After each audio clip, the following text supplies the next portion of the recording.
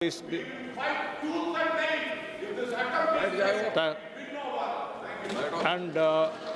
honorable member may kindly note that we should not speak against a court's verdict. Against the court's verdict. Yes, ma'am. धन्यवाद सभापति जी, आपने चुनाव सुधार की इस बेहद अहम चर्चा में मुझे अपनी बात रखने का अवसर दिया। भारत दुनिया का सबसे बड़ा ही नहीं बल्कि सबसे जीवंत लोकतंत्र भी है और सही मायनों में कहा जाए तो लोकतंत्र की जननी है और इस लोकतंत्र में जनादेश ही सर्वोपरि है। जनादेश तय होता है नागरिकों के वोट के अधिकार से और उस दृष्टि से हमारी मतदाता सूची का शुद्धिकरण बेहद जरूरी कार्य है।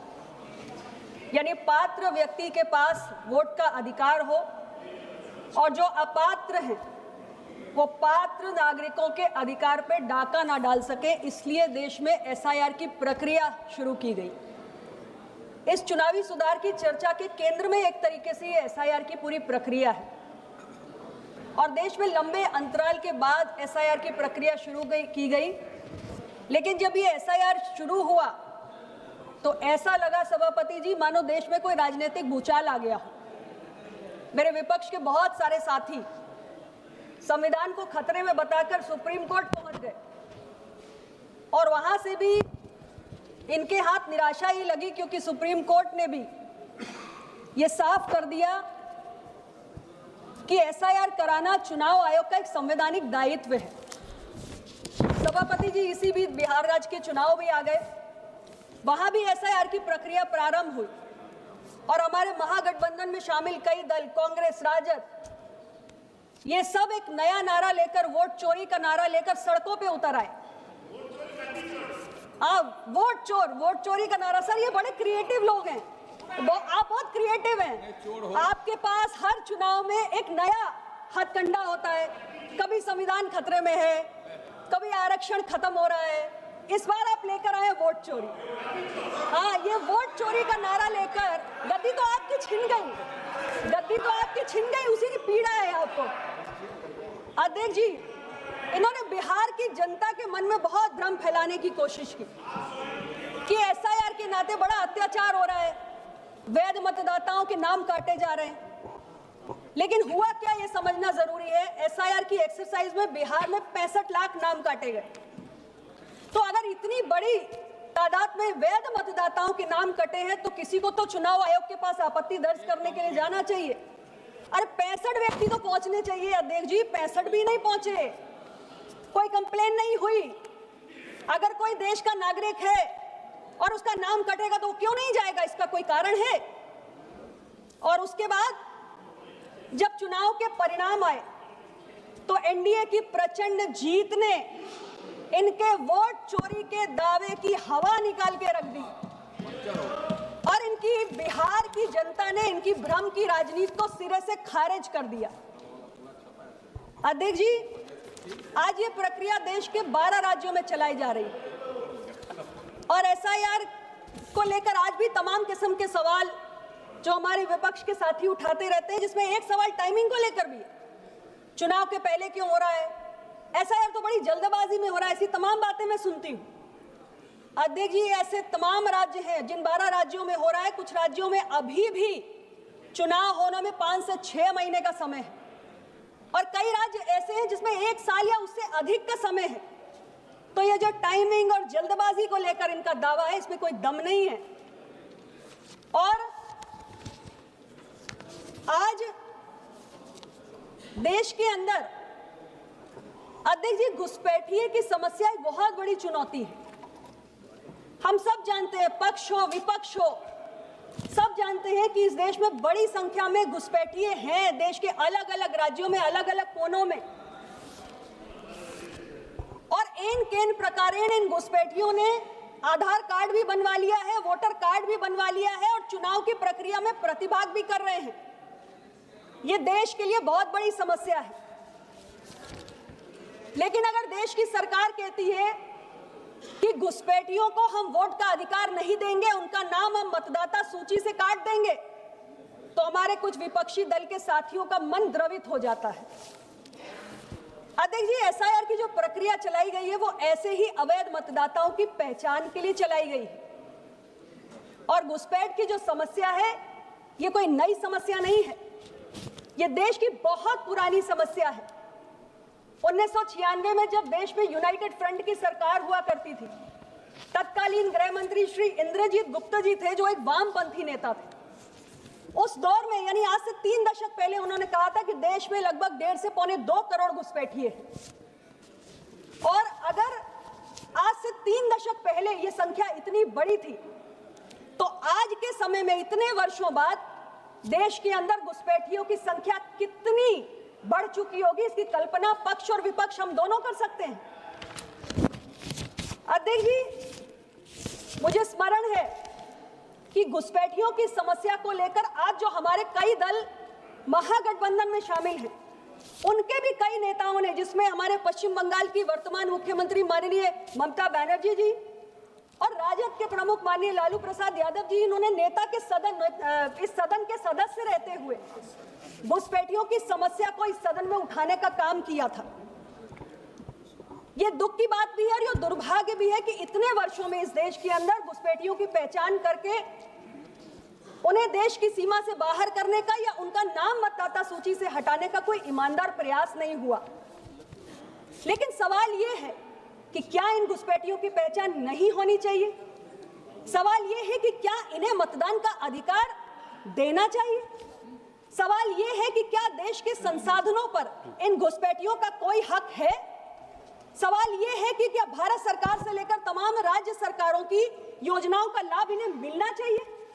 और सबसे बड़ा सवाल ये है कि क्या इन घुसपैठियों का बचाव केवल इसलिए होना चाहिए क्योंकि फर्जी मतदाता पहचान पत्र बनाकर या किसी न किसी दल के वोटर बनकर बैठे हुए हैं?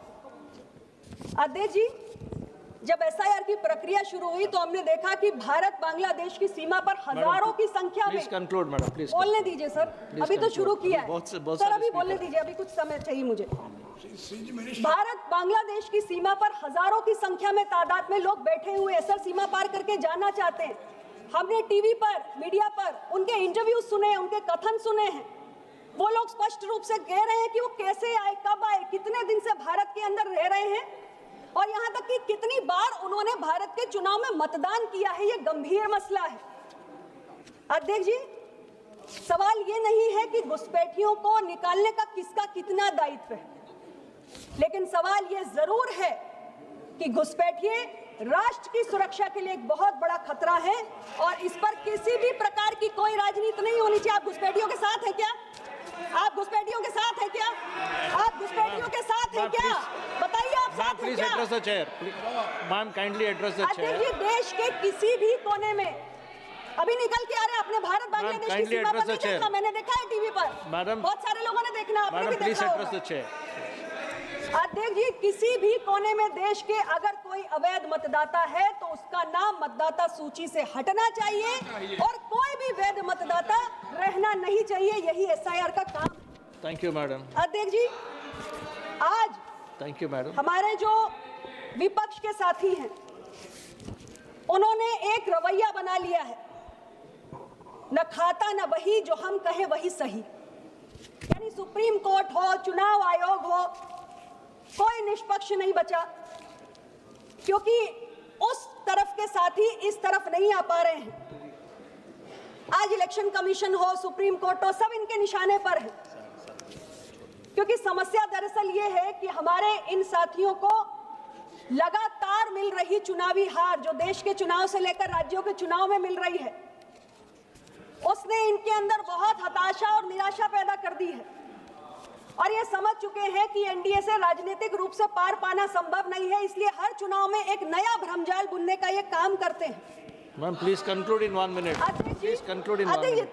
3-4 मिनट और 1 मिनट में कंक्लूड। अध्यक्ष जी, कांग्रेस पार्टी जो इतने वोट चोरी के आरोप लगा रही है, वो देश की जनता को ये नहीं बताएगी कि कितने उनके दौर में इलेक्शन कमिश्नर और चीफ इलेक्शन कमिश्नर रिटायर होने के बाद उनकी पार्टी पे शामिल होकर चुनाव लड़ते हैं। उस समय पॉलिटिकल न्यूट्रलिटी का कोई सवाल नहीं था जो आज खड़ा हो रहा है जब एनडीए की सरकार है। कांग्रेस पार्टी देश की जनता को ये नहीं बताएगी माननीय टीएन सेशन साहब के जाने से। सुश्री वर्षा अरे गायकवाड़, अध्यक्ष जी, अभी मैं बोल रही हूँ। अध्यक्ष जी अभी बोलने दीजिए। अध्यक्ष जी एक second, please conclude in 30 seconds, last please, विषय मुझे because I have करने given you so many extensions. अध्यक्ष जी, कांग्रेस पार्टी ये नहीं बताएगी कि टीएन सेशन साहब के आने से पहले इस देश की जनता को ये नहीं पता था कि इलेक्शन कमीशन की चिड़िया का नाम। अपनी हार के असली कारणों को छिपाने के लिए ये सारे दल ईवीएम पर सवाल उठा रहे हैं, जबकि इनकी असली समस्या है जनता से दूरी। लेकिन कारण बताते हैं ये ईवीएम को। मैंने कुछ वक्ताओं को सुना, वो कह रहे थे यूएस, जर्मनी, कहां के। Madam, thank you so much. Sir अभी सर लास्ट मुद्दा है, सर बोलने दीजिए। आपने मुझे सर अभी तो चल, सर लास्ट मुद्दा है। संवेदनशील, ठीक है, सर। महत्वपूर्ण और देश से भविष्य से जुड़ी हुई चर्चा में भाग लेने का मौका दिया। Just one मैं second, आपका madam, please conclude, please. Sir give me We 2 have given you minutes। so much. Sir 4 बार आपने उधर अलाउ किया है। Let me speak, I am concluding. Give me 2 minutes, I conclude. I have given you so many extensions, Sir, madam. I have Please, to conclude, please sir. This is a conclude. serious Please issue. conclude now, This please. is not something that One can be second. debated in 2 minutes, sir. Sir हम अपने बैठ जाइए। Sir ये मेरा time खराब कर रहे हैं। सर ये मेरा टाइम खराब कर रहे हैं।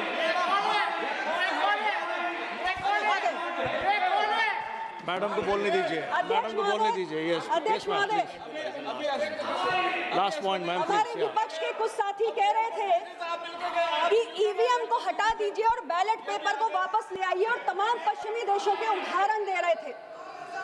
अध्यक्ष जी, मैं याद दिलाना चाहती हूं कि माननीय नरसिम्हा राव जी की सरकार थी और ईवीएम को लाना एक बहुत बड़ा कदम था चुनावी सुधार की दिशा में, जिसके लिए कॉन्स्टिट्यूशनल अमेंडमेंट लाया गया था। और इस सदन को याद दिलाना चाहती हूं कि जब बैलेट पेपर से चुनाव हुआ करता था तो कितनी चुनावी हिंसा होती थी, कितने लोगों की जानें जाती थी और कितने बूथ कैप्चर होते थे। क्या हम उस पुरानी व्यवस्था पर इस देश को वापस लाना चाहते हैं? यस मैम, वर्षा गायकवाड़ मैम। सम्मानीय अध्यक्ष महोदय, मुझे वक्त दिया जाए जो मैंने शुरू किया था, लेकिन